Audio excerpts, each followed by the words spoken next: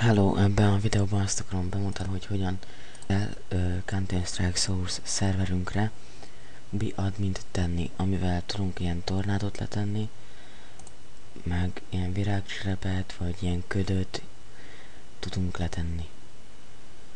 Először is nyissuk meg a keresőt, és akkor írjuk be a keresőbe,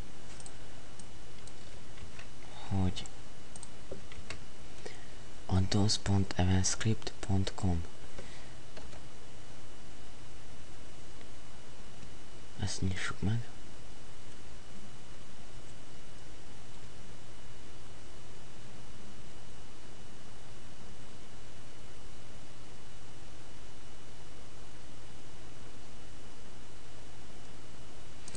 És akkor itt bejön ez az oldal, és akkor itt fent a keresőbe, jobb oldalt, van ilyen kis kereső, gondolom látjátok, és ez az, csak úgy megmutatom. Ide írjuk be, hogy B_admin. És akkor itt ki is ad egyet, és itt a nevére klikkeljünk rá.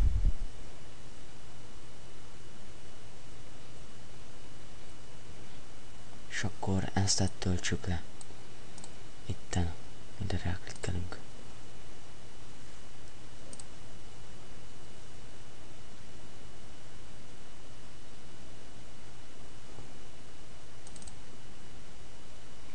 Keresőre már nem is lesz szükségünk, és akkor ezt most nyissuk meg, amit letöltöttünk, Addons, Evantscript, és akkor itt most behozzuk a szerverünket.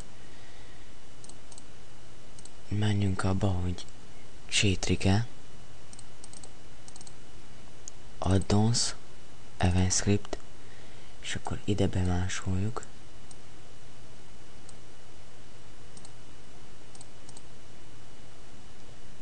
És miután bemásoltuk, nyissuk is meg a B_admint, aztán itt az elsőt, erre menjünk is rá. Itt ki is adja, hogy ide be kell írnunk a Steam ID-nkat, hogy adminok legyünk. Ezt töröljük ki, írjuk be a Steam ID-nkat.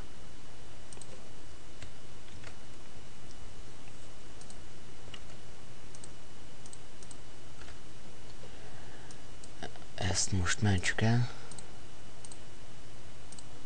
Menjünk vissza egészen a Csétrikébe, itt aztán a CFG-be, és aztán pedig a server.cfg-be, vagy az AutoExec-be. És akkor, hoppá, rosszba mentem. Ide írjuk be az AutoExec-be, vagy a server.cfg-be, hogy S_lad szóköz B_admin. Miután ez megvan,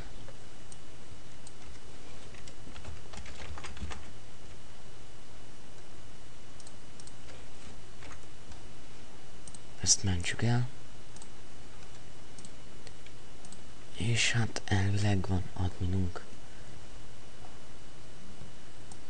a szerverünkön. Ezt úgy tudjuk megnyitni, ezt az admint, hogy felmegyünk a Counter-Strike-ra, és aztán pedig a szerverre, az ott pedig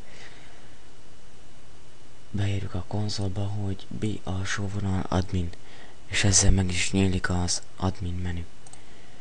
Hát ennyi lenne, kösz, hogy megnézted a videómat, remélem, hogy sikerült. Hello!